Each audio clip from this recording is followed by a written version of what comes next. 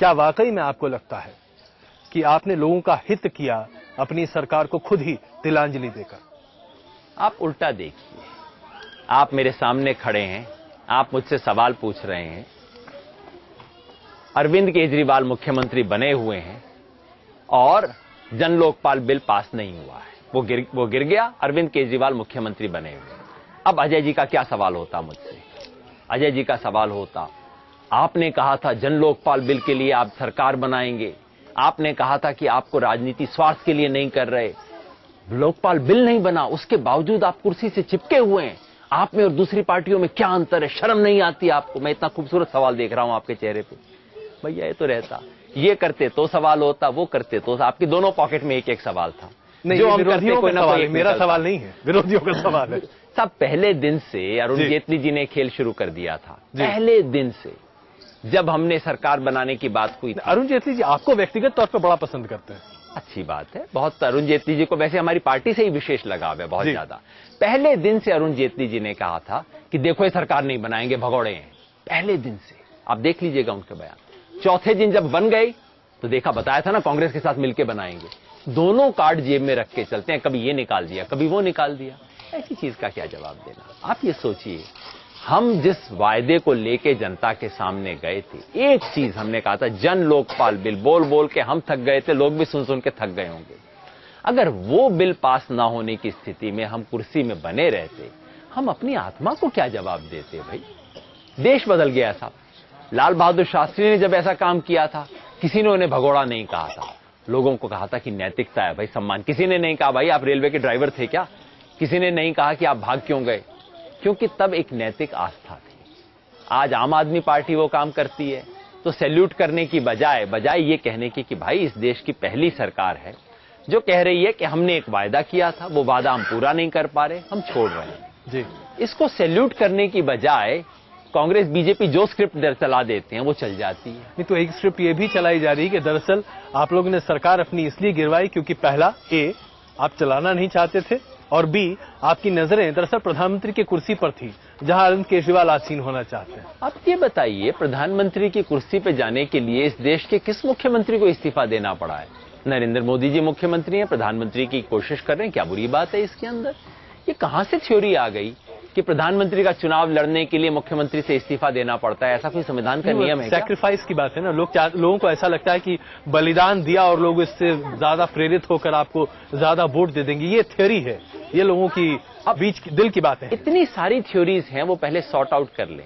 या तो वो मान ले कि बलिदान किया, फिर उसके बाद में तो हमेशा दुनिया में जो भी बलिदान करता है उसके बारे में 4 थ्योरी तो चलती हैं कि भाई क्यों बलिदान किया। जो बेचारा आत्महत्या करता है उसके पड़ोसी भी 4 थ्योरी चलाया करते हैं कि आत्महत्या इसलिए हुई, उसलिए हुई।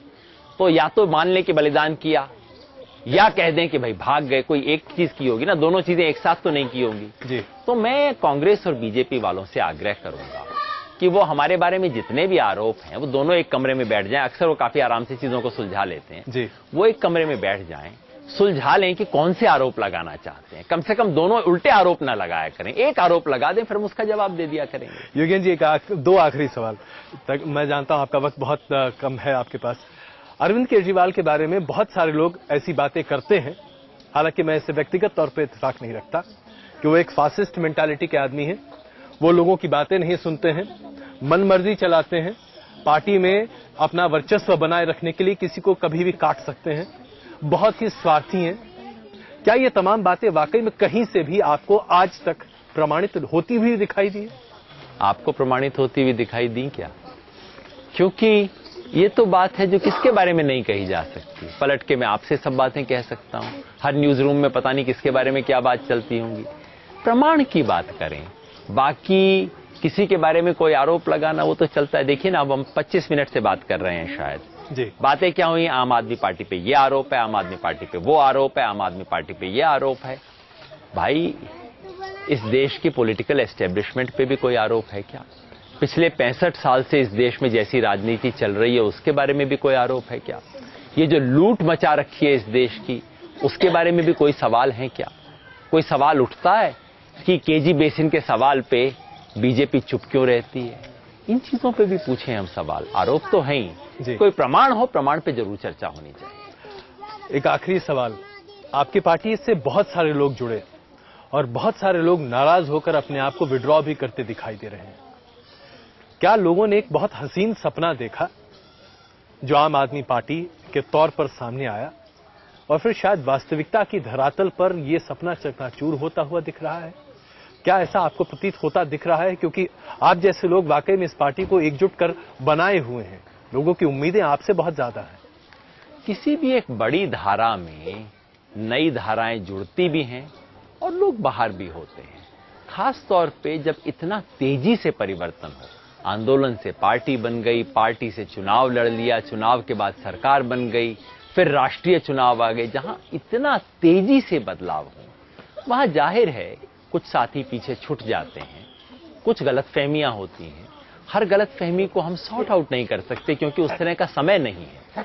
इसकी वजह से तमाम तरह के गलतफहमियां पैदा हुई हैं, दिक्कतें पैदा हुई हैं जी। लेकिन आप ये भी तो देखिए, जितने लोगों ने छोड़ा है उससे कई ज्यादा गुना लोगों ने जोड़ा है अपने आप को। युगेन जी, बहुत धन्यवाद न्यूज नेशन से बात करने के लिए। हमारी तमाम शुभकामनाएं आपको, और जिस तरीके से आप गलियों में घूमकर लोगों तक जुड़ रहे हैं, हम उम्मीद करते हैं कि इनकी आवाज आप एक दिन जरूर बनेंगे। बहुत धन्यवाद। बहुत बहुत शुक्रिया, धन्यवाद।